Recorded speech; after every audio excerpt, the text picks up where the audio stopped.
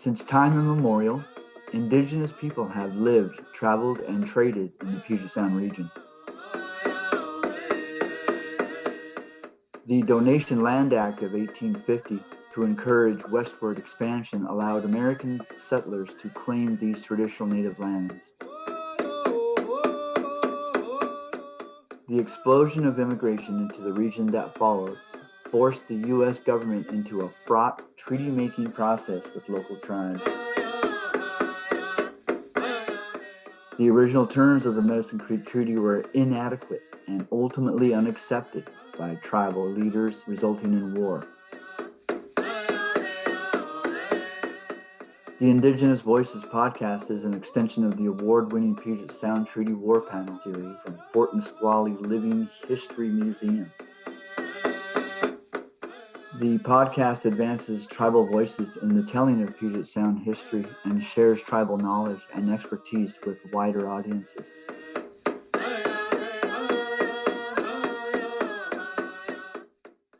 Monuments and memorials to the Treaty War can be found throughout Western Washington. Many of these monuments were placed over a century ago and reflect a one-sided and racist view of the conflict.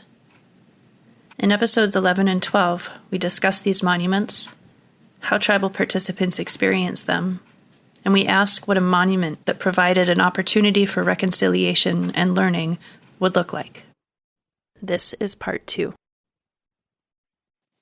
I'm Brandon Reynon. I'm the Tribal Historic Preservation Officer and Acting Director for the Historic Preservation Department for the Puyallup Tribe. I'm also a Puyallup tribal member. Hello, my name is Warren KingGeorge. I'm an enrolled member of the Muckleshoot Indian tribe on my father's side, and on my mother's side, I descend from the Upper Skagit tribe.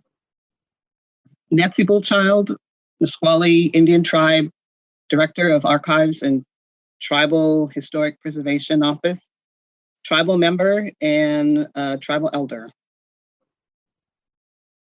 Hi, my name is Danny Marshall, and I am the current chair of the Steilacoom Indian tribe. I've been working on issues supporting the cultural knowledge of our people since about 1980, and have a passion for making sure that the expertise of the tribal people is shared in a good way. We're going to memorialize things, and we've got to memorialize the entire story, the entire perspective, and how that looks, I don't know. We work with different governments, and they start doing, signages and parks and that sort of thing, where they're incorporating the whole story. Is that the way we start going? Where we demolish the old monuments and build new ones, and allow a complete story not only to be modernized, but then to also be brought up to date and full of information. If they're going to be kept, they got to be updated. And so if there's even a room for them to even exist, then they need to be updated and then portray the whole story. If we're going to have them, then they got to be truthful. We have these non-natives who just want the good. They just want something positive. Well, again, nothing positive happened here, and so it can't all be roses and gumdrops. It has to be told. There was atrocities that occurred. I get a lot of requests for things that I'm not comfortable putting out there, but I know they want to know, and I have to tell them, well, go look at this or go look at that. And I know what they're going to find, and they might not like it, but at least they're getting the truth. I think that's the big thing to tribes, because we're always looking at our next generation, and what are we going to leave them? We can't just tell them, just avoid that monument, or don't go read that.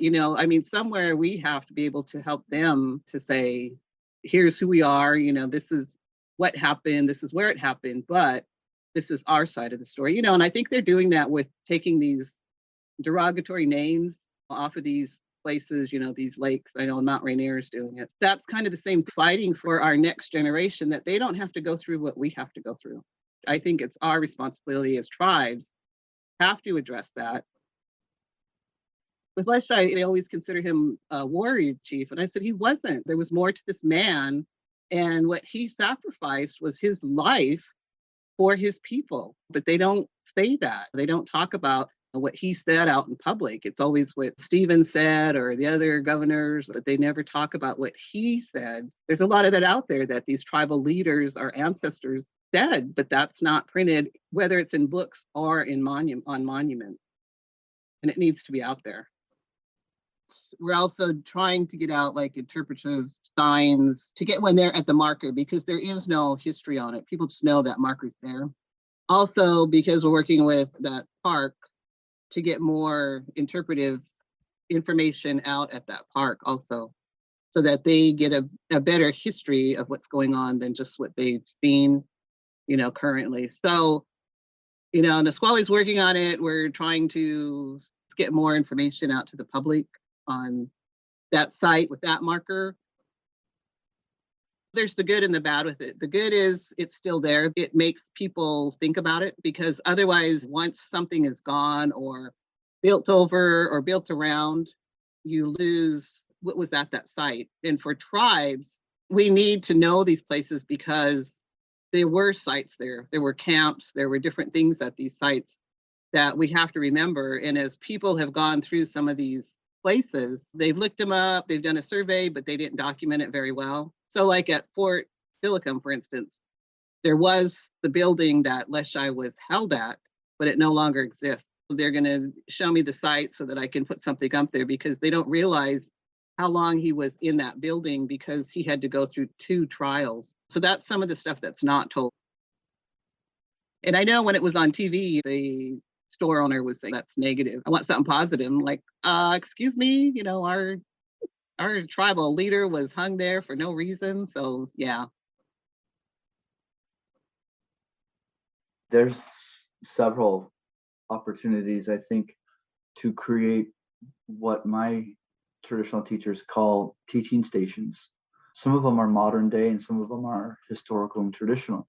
If we were to acknowledge these sites, they would definitely be historical and traditional places that could educate not just our native youth and our future youth, but also our European neighbors.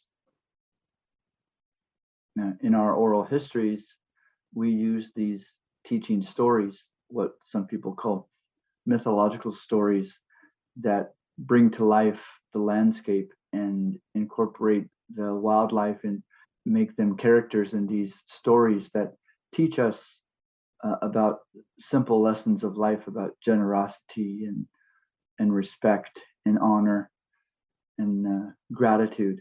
These teaching stations with monuments on them, these new monuments, potentially, I think they could be wonderful teaching stations about history, about the importance of our rich culture that dates back thousands of years, 16,000 years, 14,000 years.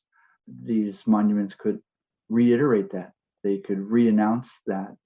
Not only the lives and some of the families that sacrificed literally everything, including their own lives, to make sure that the future and opportunities remained in place so that we can survive in this land that we've always called home for thousands and thousands of years.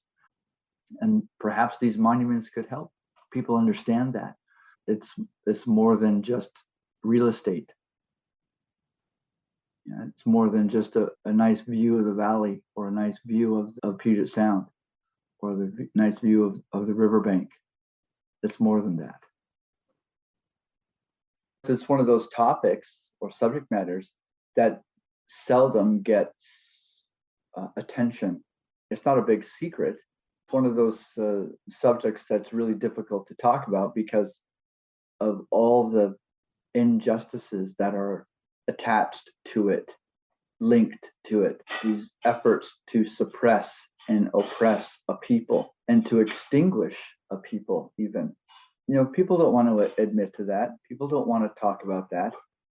And especially if they have blood ties to those militiamen, to those soldiers, those politicians. I'd certainly feel uncomfortable acknowledging my ties to any of those people. It really has to be tribal driven, because a lot of times you get people, they have their own interpretation of how things should be. I keep getting people like they're writing books and they'll ask, how did they dress and what did they do? They want to go more towards what convenient from what they've read in history with the war bonnets, with these different dress. And you have to tell them, that's not coastal, because they're looking for pictures like, can you give us a picture of somebody and they're in their traditional regalia back in, maybe even the 90s, 80s. A lot of them did powwow. It was a powwow time where they dressed in the powwow regalia, which really wasn't coastal. The canoe journeys came in and changed all that with the appropriate dress, the language, and everything. So it changed a lot of that. And I'll give you, for instance, guy's writing about Bolt Decision, and he's asked when they went to trial, how were they dressed? And I go, well, they were in beaded buckskin and they had headbands, braids, but it wasn't coastal, even though they were fighting, at Nisqually River or Puyallup, they were dressed in what you would call powwow or plain style at that time. There really wasn't coastal dress at the time. That's what people were doing, was going to powwow. Like I said, my husband is Blackfeet, so he powwowed. We powwowed with my father-in-law. We would go to all these different powwows. So I'd be sitting there because I didn't dress up. My husband would dance. So I'd be sitting out in the bleachers, and I'd hear all these kids behind me, beside me, all these people. They'd all be sitting all excited, and then they'd be, when are the Indians coming out? When are we going to see the Indians? Look around, and I think, should I respond to these people? Even these kids didn't know I'm right here. All this room is filled with Indians, but to them, it was that stereotype of, unless you came out in regalia or the bells and the feathers, everything, they didn't understand. So you just kind of like, do I say something or did I just sit here? But that would happen time and time again. And I thought, how do you handle this question? We're sitting right here. It would sit well with me if they just acknowledged it personally, on a personal level. I don't expect them to take that knowledge or to take that new understanding. I don't expect them to go to their dinner table and immediately start lobbying their siblings and their family members that, hey, our history teacher got it wrong. And I just wanted to share with you what I experienced at this monument I just came from. I don't expect that to happen.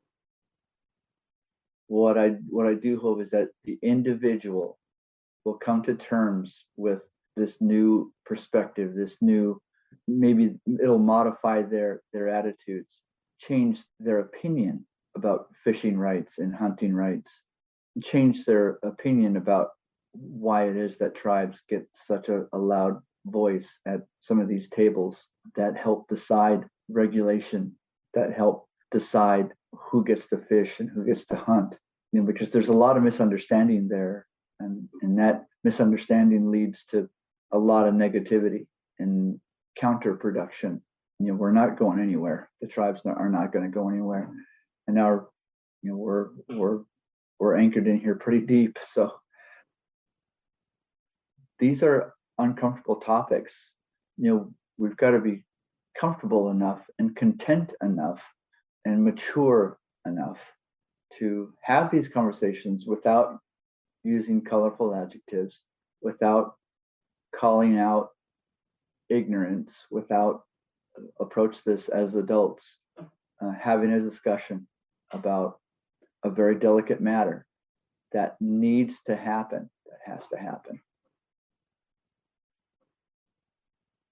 I would like them to walk away with that we're still here. I get that a lot in presentations. Oh, where are you guys located? And I'm like, really? Or even though we have this great history and ancestry, we are still moving forward. We do still struggle, but there are some good things that we're doing and trying to help. And I do get a lot of people that will ask, what can we do to help?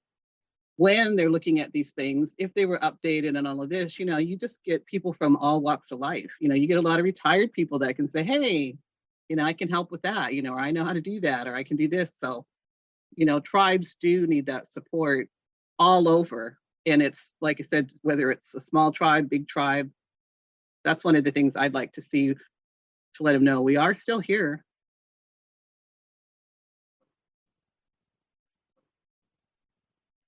I got to go to Europe for the first time this last year, and I actually landed in Barcelona, Spain, where there's a very famous statue of Columbus. And I think in America there are mixed reactions and outcries against Columbus. My personal affront has not been Columbus.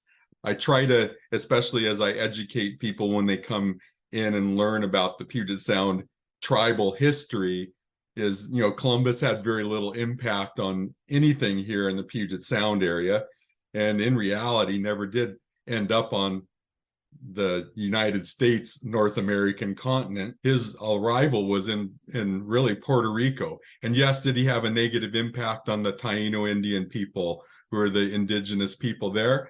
Essentially, it did have a direct impact on them. But for us to kind of have an outcry against Columbus is not really what we should be focused on. I made it a point when I landed in Barcelona, I wanted to take a look at the statue and at least kind of self-reflect on my place there. But it was kind of a unique moment for me to reflect on the fact that our country is pretty young still. Once I got to Europe and learned about a lot of the history of some of the things and times that they took place, it's pretty extensive. Our own area of Washington Territory, I mean, we didn't become a state until 1889, so we don't have as much a history as others do. And there's a big part of the history is our tribal history. And so as long as people get that and understand the real tribal history and the relations with the tribes, and, you know, how can we monument that? Do we put something up that is a monument to the Steilacoom tribe at our building? That would be special. The only other monument in Steilacoom is some bell that's there from, I don't remember where it's from, but it's there in a place that people will visit.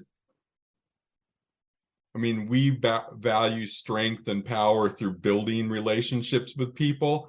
So as soon as the new people arrived in Puget Sound, building the relationship with those people, sharing in a positive way, sharing land and food and resources, and also sharing responsibility for those became a natural part of the way we existed.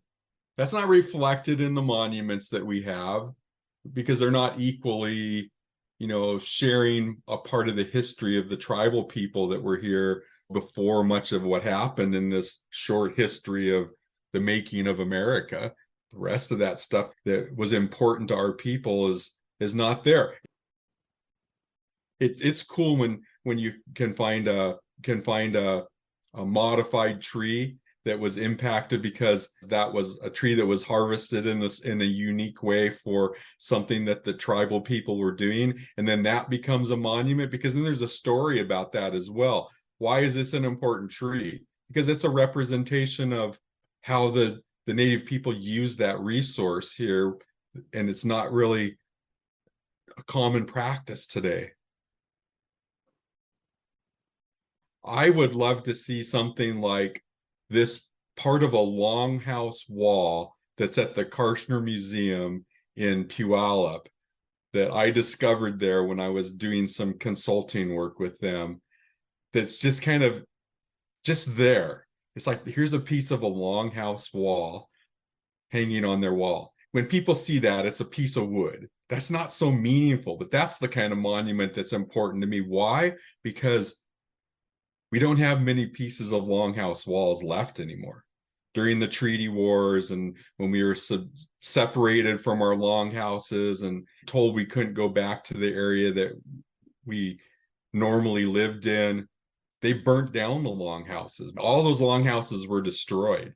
And so to discover this big piece of a longhouse there that somebody was able to collect and donate to this museum, that's pretty significant. And it tells a big story, not just the story of this is what a wall used to look like in a longhouse, but also gives us the opportunity to explore what happened to that longhouse and why don't we see more of these.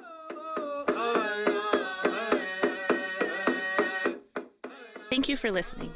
Be sure to join us monthly as we continue the conversation among diverse communities impacted by the treaty war and its aftermath.